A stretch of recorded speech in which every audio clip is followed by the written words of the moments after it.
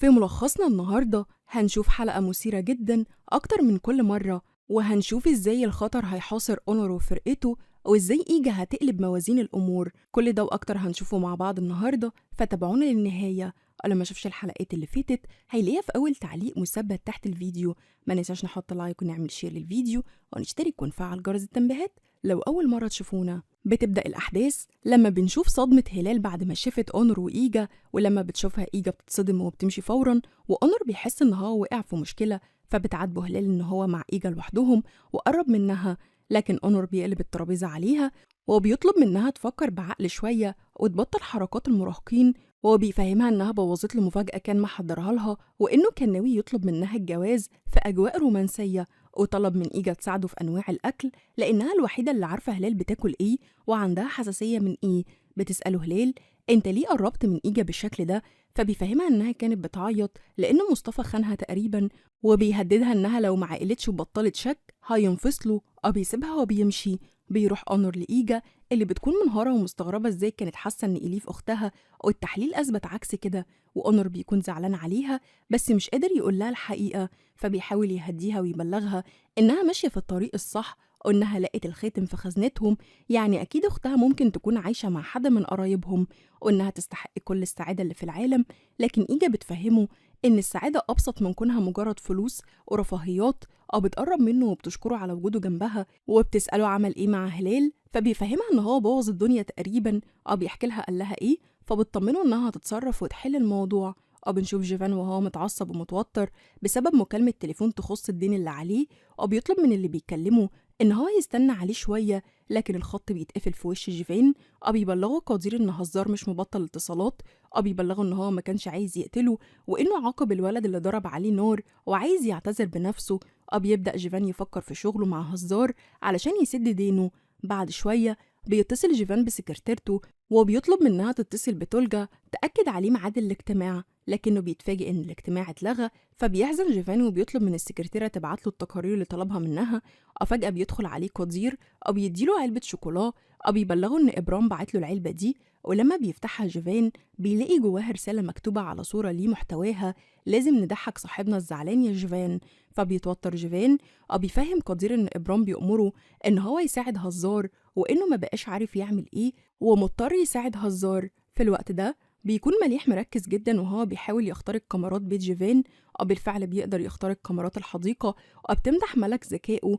أو بيلاحظوا في الكاميرات إن جيفان بيكلم حد، ويبلغوا إن هم هيتفقوا على السلاح وإنه جايله.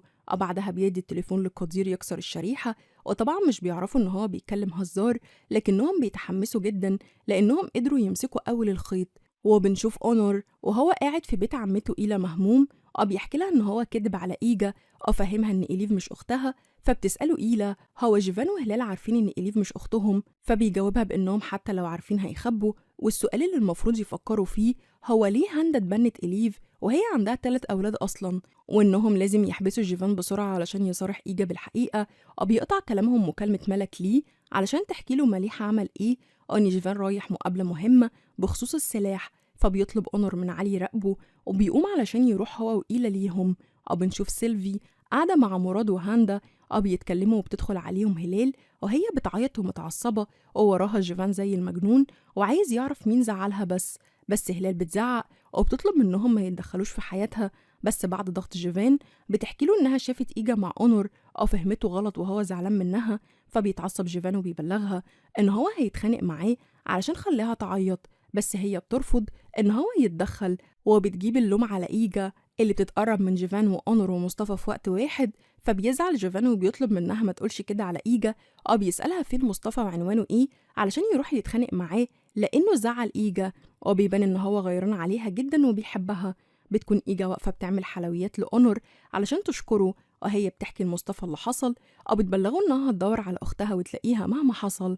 أو يتصل جيفان بمصطفى أو بيطلب منه يتقابلوا. أو بيخاف مصطفى وبيستغرب من المكالمة، بس إيجا بتفهمه إن أونر فهم هلال إن أنت خنتني، أكيد جيفان عايزك علشان كده. بعدها بنشوف أونر وهو بيكلم فريقه، أو بيطلب منهم يركزوا مع جيفان لأنه مضغوط ومتوتر الفترة دي، أو ده أكيد هيخليه يغلط ويمسكوا عليه الغلطة. لكن علي بيكلم أونر وبيبلغه إن جيفان قابل مصطفى فبيستغرب أونور، ولما بتدخل عليه إيجا بيسألها جيفان بيعمل إيه مع مصطفى، فبتفهمه إن هو بسبب اللي هلال حكتهوله، فبيغير أونور على إيجا أكتر. بيدخل مكتبه وبيطلب من إيلا إنها تراقب تحركات هزار كويس، ولما إيجا بتدخل عليه علشان تديله الحلويات بتلاقيه متعصب ومتوتر، فبتخرج بره المكتب وبتيجي ملك تبلغه إن هلال في المحل، وطبعا بتكون هلال جاية تصالحه وبتتكلم مع مفيد عن أونور، فبيعرفها إن هو مشغول، فبتعرفه إنها تفتح مطعم مع إيجا، فبيشكر مفيد في إيجا بيحكي عنها كلام حلو وبيعرفها إنها كانت لسه في المحل مع أونور امبارح تعبت وكانت حالتها صعبة. فبتستغرب هلال، بس لما بتشوف أونور بتنسى بتحاول تراضيه، لكنه بيعتذر لها وبيفهمها إن هو عنده شغل مش فاضي ليها. بتكون إيجا بتراقب اللي بيحصل بينهم بتغير على أونور جدا. لما بيدخل لها أونور بيعرفها إن هلال هتتصل بيها دلوقتي بيوصيها ما تغلطش بالكلام. فعلا هلال بتتصل بإيجا بتعرفها إن أونور زعلان منها ومش عارفة تراضيه، وإن أكتر حاجة هتحسن مزاجها هو السلمون اللي إيجا بتعمله. فبتتحمس إيجا وبتوافق بتقفل معاها وبتبلغ أونور إنها رايحة بيت هلال وهتستفسر أكتر عن مكان أختها. في الوقت ده بيكون علي ماشي ورا جيفان، بس جيفان بيطلع أذكى منه بينزل من عربيته يركب عربية تانية في اتجاه معاكس لعربية علي، فبيتوه من تحت عين علي. بعدها بنشوف جيفان وهو بيتغدى مع هزار وبيطلب منه ما يتعشمش قوي، لأن اللي بينهم هيبقى شراكة لمرة واحدة بس، بعد كده كل واحد يرجع لشغله. فبيطمنه هزار بإنه مش طماع في أكتر من كده، لكن جيفان بيبلغه إن هو زعلان قوي من حركة كاميرات المراقبة، فبيستغرب هزار وبيبان إن هو مش فاهم حاجة، لكن جيفان بيقفل على الموضوع بيبتدي صفحة جديدة. بنشوف إيجا قاعدة مع سيلفي وإليف بيتفرجوا على ألبومات صور العيلة، لكن إيجا بتشوف صورة لإليف وهي صغيرة بتستغرب جدا، لكنها مش بتبين. بتيجي هلال تاخدها على المطبخ علشان تعمل السلمون بترمي عليها كلام بإنها مش عارفة تستفرد بأونور، فبتفهم إيجا وبتفهمها إن أونور هو اللي طلب مساعدتها، فبتطلب منها هلال ما تتدخلش بينهم تاني. بيقطع كلامهم اتصال هزار بهلال، ولما بترد عليه بيبلغها إن هو لغى الاتفاق معاها واتفق مع أخوها بيقفل السكة في وشها.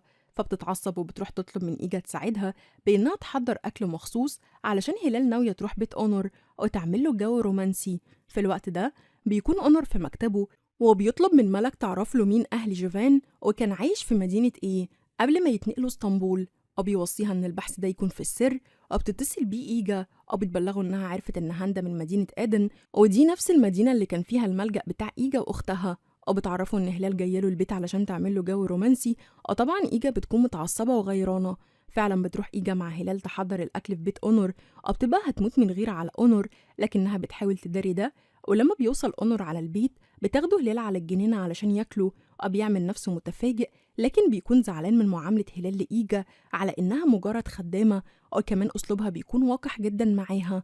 بعدها بنشوف مليح وهو قاعد يشرب مع مفيد بعد ما إيلا بعتته ليه علشان يلاهي مفيد عن المحل شوية، وبيحكي له مفيد عن حبه لإيلا من وهو عنده 9 سنين، وكمان مليح بيحكي له عن حبه الملك. ولما بتدخل عليهم إيلا وملك الكافيه بيكونوا سكرانين، مفيد بيعرف إيلا وملك إن مليح بيحب بنت شقرة وهي ما بتحبوش، فبيتحرج مليح جدا لأن ملك فهمت إن الكلام عليها. وكمان مليح بيعرف إيلا قد إيه مفيد بيحبها بيبان إن هما مش واعيين لكلامهم أصلا. بعدها بنشوف هلال وهي بتحاول تقرب من أونور، وطبعا إيجا بتكون شايفة كل حاجة مش طايقة نفسها. بيحاول أونور يتهرب من هلال بس ما بيعرفش، هلال بتكون مصممة، فبتبوظ إيجا صمامات المية الخاصة بالبيت والمية بتغرق المكان. فبتزعل هلال على اليوم اللي باظ، بينتهز أونور الفرصة يصمم إنها تروح علشان فيها عمال هتيجي تصلح تسريبات المية فعلا بيمشيها. بعدها بيزعق مع إيجا على اللي عملته، بس هي بتفهمه إنها كانت بتحاول تساعده يتخلص من هلال، فبيطلب منها يكملوا كلامهم جوه علشان ينشفوا نفسهم من المية، وفعلا بيدخلوا. بنشوف بعدها القدير وهو داخل على جيفان بدبدوب كبير، بنعرف إن جيفان جايب كمية من الدباديب وهيهرب جواها الأسلحة. بيكون جيفان متوتر جدا، بس القدير بيطمنه إن محدش يقدر يكشف اللي جوه الدباديب. بس بتقطع سيلفي كلامهم لما بتخبط على جيفان بتدخل تبلغه وهي مبسوطة إن إيجا كانت هنا النهاردة. واضح إنها مغرمة بيه لأنها سألت عليه كتير وطلبت صورة ليه، فبيفرح جيفان بيبلغ قدير يجهز لإيجا هدية لطيفة علشان عايز يقابلها. في الوقت ده بتكون إيجا قاعدة مع أونور بتطلب منه يفهمها هو بيتعامل معاها وحش ليه وهل ده بسبب هلال ولا لأ. فبيعرفها أونور إن هو مش بيحب هلال، بس لما هي بتكون جنبه بيحس بمشاعر غريبة. المشاعر دي بتخليه يغلط وإنه خايف على شغله، لكن الصدمة هنا إن هلال بتيجي في الوقت ده وتراقب اللي بيحصل من بعيد، وبتسمع أونر وهو بيطلب من إيجا تبعد عنه وتمشي. فعلا إيجا بتمشي وهي مصدومة، وهلال بتكون هتموت من الغيرة منها. بنشوف إيجا وهي قاعدة مع مصطفى بتحكي له عن يومها وإنها حاسة بإعجاب تجاه أونر، بس أونر طلب منها تبعد عنه. أو بتعرفه كمان إن هاندا طلعت من مدينة إيدن، أو ده معناه إنها ماشية في الطريق الصح أو هتلاقي أختها. لكن فجأة بيتصل بيها جيفان أو بيطلب منها تعرفه هي في شقة رقم كام، لأنه في العمارة بتاعتها. بتتوتر وبتخبي مصطفى، أو بتفتح لجيفان فبتلاقيه جايب لها هدية دبدوب كبير، لأنه لما قابل مصطفى وهدده إن هو لو زعل إيجا مش هيحصل له كويس، عرف منه إن إيجا زي الأطفال أو بتحب اللعب. فبتفرح إيجا بالدبدوب، فبتعتذر إنها مش تقدر تدخله علشان الوقت اتأخر، أو بتشكره وفعلا بيمشي جيفان وهو مبسوط. لكن مصطفى بيحذرها إن جيفان ما ينفعش يجيلها هنا علشان ده خطر عليهم. طبعا أونر بيكون على أعصابه بعد ما علي بلغه إن جيفان راح لإيجا ومعاه هدية، لأن علي بيراقبه أو بيبان عليه الغيرة، لكنه بيحاول يمسك نفسه.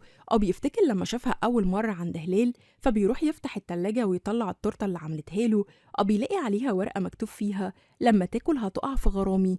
بياكل منها، أو بيفتكر كل لحظة قرب فيها من إيجا، أو بيكون بيتألم من غيرته عليها. أما هلال فبتقابل شخص في كافيه، وبنتفاجئ لما بنعرف إن الشخص ده محقق خاص، أو بتوصيني اللي هتقوله ليه هيفضل سر، أو بتديله صورة إيجا، أو بتفهمه إنها عايزة تعرف عنها كل حاجة، أو بتوصيه يراقبها طول الوقت. فبيتفق معاها وبيمشي. بعدها بنشوف جيفان بيقيس الضغط، أو بيدخل عليه قدير يبلغه إن البضاعة جاهزة، فبيعرفه جيفان إن هو متوتر أو مفيش فرصة للغلط أبدا، وبيدعي ربنا إن هو يخرج من العملية دي في أسرع وقت. أو بنشوف مفيد لما بيصحى من النوم، أو بيكتشف إن هو في بيت إيلا، فبينزل لها بسرعة وبيسألها أنا إيه اللي جابني هنا وهدومي فين. فبتعرفه إن هو كان سكران امبارح أو ما كانش قادر يروح، فجابته هنا علشان بيتها أقرب، وغسلت له هدومه وكوتها. فبيلبسها وبيمثل إن هو مش مهتم بيها، لكنها بتضحك وبتعرفه إنها ملاحظة غيرته عليها، أو بتطلب منه يقعدوا يتكلموا ويحلوا مشاكل الماضي. لكن مفيد بيرفض وبيمشي. بنرجع لجيفان اللي توتره بيزيد كل شوية، وبيطلب من قدير إن هو لازم يتأكد إن كل حاجة تمام بنفسه. بس هاندا بتدخل عليه أو بتطلب منه يبلغها بآخر التطورات، لكن جيفان بيعتذر لها لأن عنده ميعاد مهم. فبتبلغه إنها لقيت له بنت مناسبة أو اسمها بيسان، وكانت معاه في المدرسة، وقررت تجيبها يشربوا قهوة سوا علشان جيفان يقرب منها. لكن جيفان بيرفض، فبتهدده إنها تاخد الشركة منه، فبيوافق إن هو يشرب مع بيسان قهوة، أو بيسيبها وبيمشي. وطبعا هاندا بتفرح. ملك بتدخل على أونور، بتديله ملف بأملاك هزار اللي بيكون مسجلها كلها بأسامي أهله، فبيشكرها أونر وبيبلغها تدور أكتر في ملف هزار عشان أكيد عنده ثغرة. فبتخرج ملك تكمل شغلها. أو بنشوف سيلفي وهي بتبخر البيت كله، أو بيجي جيفان يسأل هاندا عن اللي بتعمله سيلفي، فبتعرفه إنها اتجننت أو بتبخرهم علشان خاطر الحظ السيء يمشي من البيت. فبيطلب جيفان من سيلفي تبطل جهل، لكنها بتأكد له إن البخور بيجيب الحظ، فبيخليها تبخره. أو بعدها بيمشي مع قدير. بتوصل إيجا للفريق، أو بتلاحظ بالصدفة إن جيفان بيتكلم في التليفون مع حد، فبتنده لإيلا وملك ومليح علشان يشوفوا وبيسمعوا جيفان وهو بيقول لحد إن البضاعة هتعدي من الحدود النهاردة، وإن هو رايح يطمن عليها في المستودع وهيكون هناك كمان ساعة. بيرمي قدير بعدها التليفون وبيكسره وبيمشوا. وبيتحمس أونر وبيطلب منهم يفتشوا عن أي مستودع في اسطنبول، لكن إيجا بتعرفهم إن هم لازم يدوروا على الأماكن اللي بتبعد ساعة بالظبط عن بيت جيفان، أو ده هيكون أسهل. وطبعا ملك بتعارضها، فبتتعصب إيجا وبتقوم. وبعدها بتتصل إيلا بعلي وبتزعقله علشان نام في العربية، وعينه غفلت عن جيفان، وبتطلب منه يجيلها حالا. لكن إيجا بيجيلها اتصال من هزار، فبتخاف، لكن هزار بيطمنها إن الخط اللي بيكلمها منه مستحيل حد يعرفه أو يسمعهم منه، أو بيبلغها تجهز علشان كمان يومين بالظبط في عملية كبيرة هي هتقوم بيها، أو بيقفل معاها. فبتروح إيجا الأونر أو بتطلب منه يخليها تساعده، لأنها قادرة تتصل بجيفان وتقابله وتستدرجه في الكلام، ومتأكدة إن هو هيقابلها لأنه مريض سكر وميعاد فطاره بعد ساعة من دلوقتي. وهنا بيخطر في بال أونر إن المستودع أكيد قريب من المطعم اللي هيروحه جيفان اللي هو في توزلا، وبسرعة بيبلغ فرقته يمشطوا المنطقة هناك أو يستعدوا علشان هيحصل اشتباك كمان شوية. بتطلب منه إيجا إنها تروح معاه علشان تنفعه، لكنه بيرفض، فبتتهمه إن هو خايف يقرب منها وعشان كده بينكر. فبيوافق إنها تروح معاه. بتغير هدومها وبتطلع تركب معاه العربية، بس لسوء الحظ المحقق بتاع هلال بيصورهم مع بعض، أو بيكون علي راكب معاهم العربية وبيكلمهم مليح يبلغهم إن هو قدر يوصل للمكان، أو بيحذر أونر إن في رجالة كتير مسلحة والوضع خطر جدا، أو لازم يستعدوا، فبيخاف أونور على إيجا وبيطلب منها ما تنزلش من العربية وقت الاشتباك، لكن إيجا بترفض. ولما بيلاقوا المستودع بيكتشف أونور إن في 7 رجالة مسلحة جوه، فبتقترح إيلا إن هم يطلبوا دعم، لكنه بيرفض وبيطلب من إيجا تراقب المكان، أو لو لقت أي حركة غريبة تتصل بيه. فعلا بيدخلوا المستودع، أو بتخاف إيلا على أونور أو بتطلب منه يلغي العملية لأنهم كتير، لكنه بيطلب منها تكمل العملية وتركز في شغلها. أو بيبدأوا يتحركوا، لكن إيجا بتكون مش عارفة إن المحقق وراها بيصورها، أو بتلاحظ عدد كبير من الرجالة، فبتخاف على أونور أو بتحاول تتصل بيه لكنه مش بيرد. وبنشوف علي بيشتت 2 من الرجالة بإنه يغني بصوت عالي، ولما بيطلعوا يمشوه بيقدر هو وإيلا وملك يتخلصوا منهم. أما أونور فبيضرب واحد من الرجالة وبيدخل جوه المستودع بيضرب التاني. في الوقت ده بتقدر إيجا تدخل المستودع علشان تنبه أونور، بس بيراقبها واحد من الرجالة فبتقدر تضربه وتهرب. وأونور بيقدر يدخل المكتب وبيحاول يفتح الكمبيوتر لكنه مش بيعرف. بيشتبك مع واحد من الرجالة وبيقتله، وبيخرج أونور وبيتفاجئ بإيجا فبيلومها إنها كسرت كلامه، فبتبلغه إنها خايفة عليه أو مش هتمشي. فبيسألها ليه بتعمل كده، فبتقرب منه علشان تجاوبه. وهنا المحقق بتاع هلال بيصورهم، بتخلص حلقتنا على كده. يا ترى إيه اللي هيحصل في الحلقات اللي جاية، والمحقق هيوصل الصور دي لهلال ولا لأ؟ أونور هيقدر ينجح في إنه يقبض على جيفين، ولا العملية هتفشل زي كل مرة؟ كل ده وأكتر هنشوفه في الملخص اللي جاي، فاستنونا. اكتبوا لنا رأيكم عن ملخص النهاردة أو توقعاتكم لأحداث الملخص اللي جاي، أو مننساش نحط لايك ونعمل شير للفيديو ونشترك ونفعل جرس التنبيهات لو أول مرة تشوفونا. أو ما شافش الحلقات اللي فاتت هيلاقيها في أول تعليق مثبت تحت الفيديو.